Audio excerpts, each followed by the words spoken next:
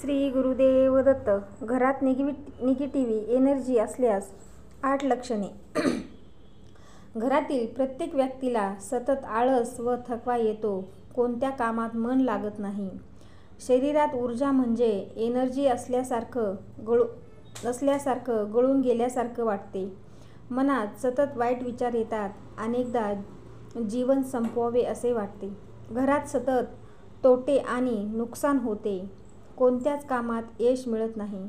घरातील साहित्य सतत तुटफूट. टीव्ही, फ्रीज, वॉशिंग मशीन, मिक्सरची इलेक्ट्रॉनिक साधने वारंवार खराब होतात.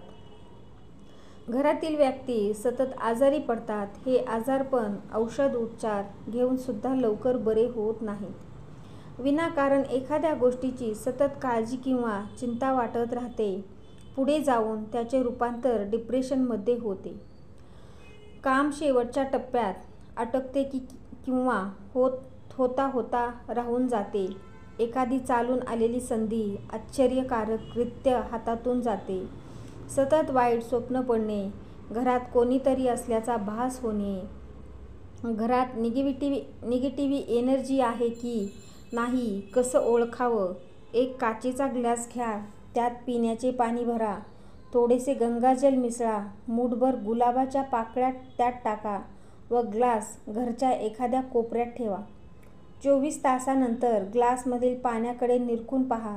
जर पाण्याचा रंग गुलाबी अथवा लाल झाला असेल तर घरात निगेटिव्ह एनर्जी आहे आणि पाण्याचा रंग जितका गडद असेल तितका निगेटिव्ह एनर्जी जास्त आहे आणि रंग न बदलल्यास कारणे वेगळी असू शकतात. निगेटिव्ह एनर्जी घालवण्याचे उपाय. घराच्या मुख्य दरवाजात नेहमी स्वच्छ ठेवा. फरशी पुसण्याच्या पाण्यात चमचाभर खडे मीठ टाकून फरशी पुसून घ्या. खडे मीठ म्हणजे मोठे मीठ. गुरुवारी हा उपाय करू नये. निगेटिव्ह एनर्जीचा त्रास होत असलेल्या व्यक्तीला लहान मोहरीचे दाणे, लाल मिरची आणि मिठाने नजर उतरवा. या तिन्ही वस्तू आपल्या घरात एकत्रित घेऊन 3 वेळा उतरवा.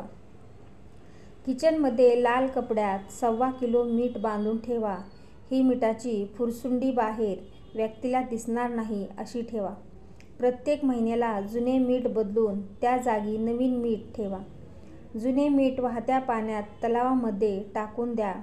प्लॉटमध्ये राहणाऱ्यांनी हे मीठ टॉयलेटमध्ये फ्लश करावे. दर सायंकाळी अंगणातील तुळशीजवळ तुपाचा किंवा तेलाचा दिवा न चुकता लावावा.